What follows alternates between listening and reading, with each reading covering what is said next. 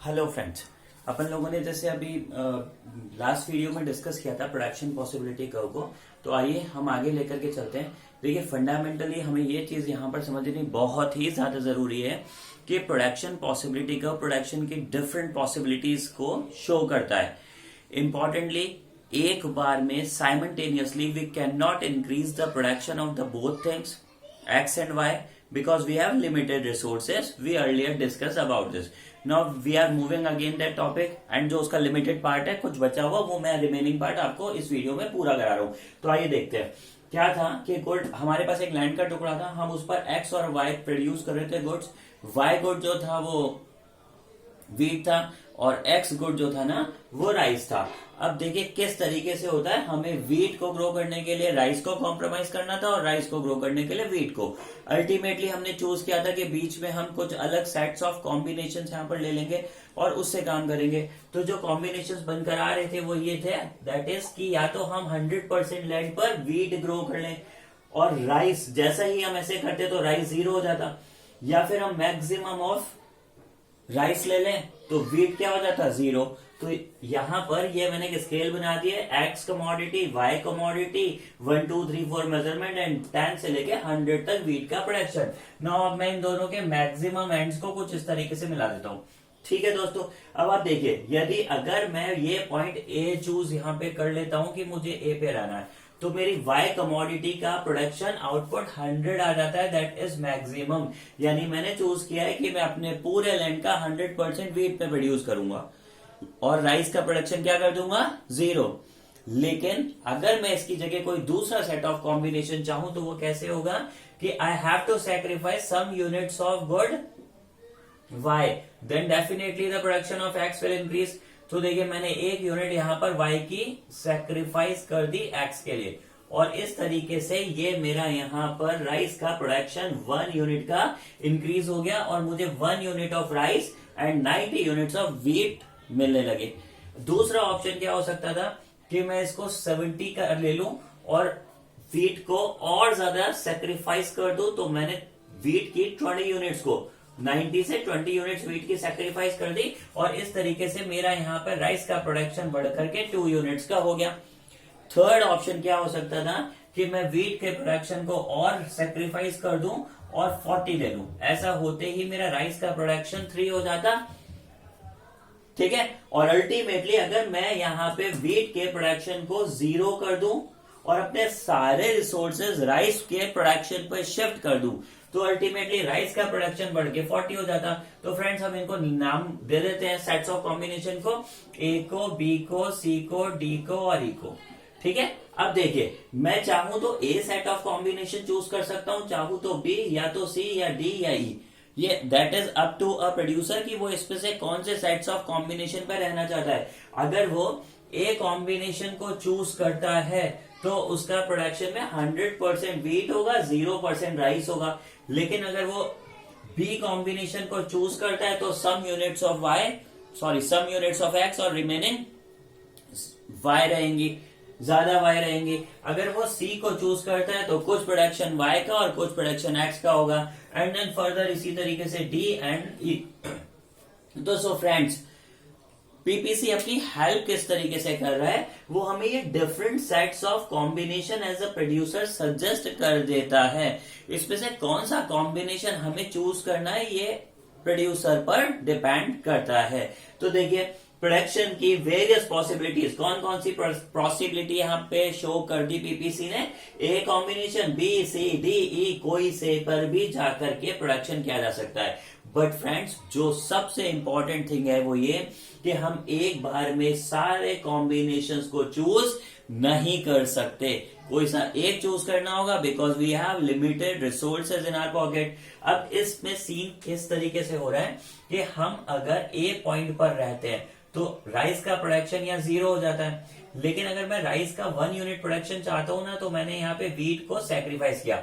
देखिए दोस्तों, पहली बार में मैंने व्हीट का 10 यूनिट का सैक्रिफाइस किया, दूसरी तो मेरा 1 यूनिट ऑफ राइस यहाँ इंक्रीज हुआ। फिर उसके बाद मैंने व्हीट को 90 से 70 तक सैक्रिफाइस कर दिया, that is 20 units of wheat. ठीक है, तो यहाँ पे वापस 10 यूनिट्स मेरा राइस का इंक्रीज हुआ। अब की बार मैंने 70 से 40 तक को सैक्रिफाइस कर दिया, दैट इज 30, ठीक है। और फिर ये मेरा यहां पर इंक्रीज हो गया एंड देन उसके बाद 40 से लेकर के मैं यहां तक आ गया। तो अल्टीमेटली देखिए क्या हुआ है। सबसे पहले मैंने 10 यूनिट्स ऑफ व्हीट सैक्रिफाइस करके क्या गेन किया, 1 यूनिट ऑफ राइस। फिर मैंने 20 यूनिट्स सैक्रिफाइस करके, पहले 10 यूनिट सैक्रिफाइस की थी ना 100 से 90, अब की बार 20 यूनिट्स करी 90 to 70। तो 20 यूनिट सैक्रिफाइस करके वापस मेरे को extra 1 unit of wheat, that is 2 wheat, rice 2 हो गया। उसके बाद अब यहां पर मैंने 70 से कितना सैक्रिफाइस कर दिया, 40 पर आ गया 70 से, तो यहां पर 30 यूनिट्स ऑफ व्हीट्स को सैक्रिफाइस किया। Ultimately I gain a 1 extra unit of rice again and definitely उसके बाद मैंने यहाँ पे व्हीट की 40 यूनिट्स को सैक्रिफाइस करा और फिर वापस राइस की 1 यूनिट यहाँ पर इंक्रीज हो गई। तो देखिए हर बार मेरे सैक्रिफाइस की रेट पहले से ज्यादा है।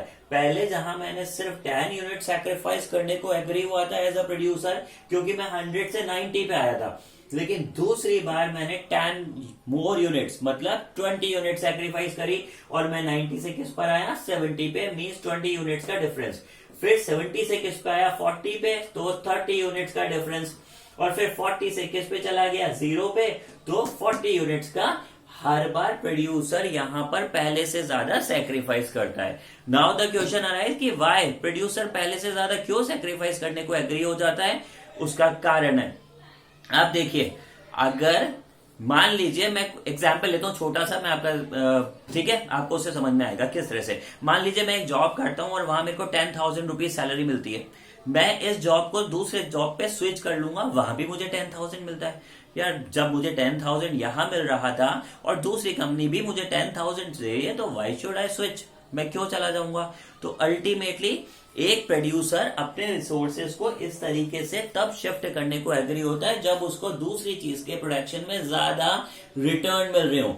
और क्योंकि दूसरी चीज के प्रोडक्शन में ज्यादा रिटर्न मिल रहे होते हैं, तो प्रोड्यूसर हर बार पहले वाले बिजनेस में से और ज्यादा रिसोर्सेज निकालकर दूसरे वाले बिजनेस में शिफ्ट करता जाता है। तो इस तरीके से उसकी सैक्रिफाइसिंग की रेट हमेशा इंक्रीजिंग आती है। तो हमें समझना होगा कि in the case of PPC जो हमारी रेट ऑफ सैक्रिफाइस है ना, वो हमेशा इंक्रीजिंग होती है। पहले हमने 10 यूनिट सैक्रिफाइस करी, फिर 20, फिर 30, फिर 40। इस तरीके से हर बार हम पहले से ज्यादा रिसोर्सेस को गुड एक्स के प्रोडक्शन से निकालकर गुड वाई के प्रोडक्शन पर शिफ्ट करते जाते हैं। हम शिफ्ट करते ही नहीं, अगर हमें गुड एक्स के प्रोडक्शन में कंपैरेटिवली ज्यादा फायदा नहीं हो रहा होता तो। ठीक है, आइए अब हम ये इसी कॉन्सेप्ट को आगे लेकर चलते हैं और ये जानते हैं कि क्या किसी तरीके से प्रोडक्शन पॉसिबिलिटी कर्व पीपीसी, अब मैं बिना किसी मेजरमेंट के देखिए पीपीसी ड्रॉ करूंगा और आपको एक नई चीज को समझाऊंगा कि क्या प्रोडक्शन पॉसिबिलिटी कर्व का आगे की तरफ जा पाना पॉसिबल है, क्या हम इसको शिफ्ट कर सकते हैं आगे की तरफ। तो आंसर है यस, इसको शिफ्ट किया जा सकता है।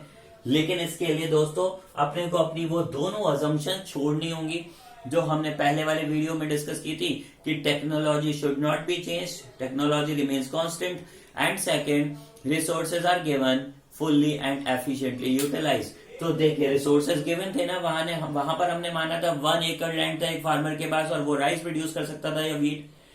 अब अगर हमारे को इस प्रोडक्शन को इंक्रीज करना हो और इस पीपीसी की जगह पर इस वाले पीपीसी पर आना हो, तो इसके केवल 2 ही तरीके हैं। या तो हम हमारी टेक्नोलॉजी को इंप्रूव करें और नहीं तो फिर हम हमारे रिसोर्सेज को इंप्रूव करें। इसके अलावा किसी भी तरीके से production possibility curve rightward shift नहीं हो सकता। ठीक है, पीपीसी में 2 तरह के मूवमेंट्स होते हैं। एक मूवमेंट होता है शिफ्टिंग मूवमेंट, एक होता है शिफ्टिंग मूवमेंट और दूसरा होता है रोटेशन। ठीक है, एक मूवमेंट होता है शिफ्ट का और एक होता है रोटेशन का। देखिए दोनों में क्या डिफरेंस है। जब पीपीसी शिफ्ट करेगा ना तो वो इस तरीके से बना हुआ पीपीसी, सॉरी शेप थोड़ी सी गलत हो गई इसकी, इस तरीके से बना हुआ पीपीसी आगे से ऐसे शिफ्ट हो जाएगा और वो दोनों ही एंड्स पर आगे जाएगा, इधर भी और इधर भी। लेकिन इन केस ऑफ रोटेशन कोई जरूरी नहीं है कि चेंज साइमल्टेनियस हो, इस तरीके से पीपीसी आगे जा सकता है। ठीक है, X and Y, this is the case of rotation. क्योंकि ये रोटेट हो रहा है, ये शिफ्ट नहीं हो रहा है। यहाँ होल पीपीसी शिफ्ट हुआ है, यहाँ रोटेशन हुआ है। क्या फर्क होता है, रिसोर्सेस के इंक्रीज होने से शिफ्ट होता है और टेक्नोलॉजी के चेंजेस से रोटेशन होता है। देखिए दोस्तों किस तरीके से होता है। हम मान लेते हैं कि हमने हमारे रिसोर्स को, जो 1 एकड़ लैंड था ना, उसको 1 एकड़ से हटा के हमने अब 2 एकड़ कर दिया।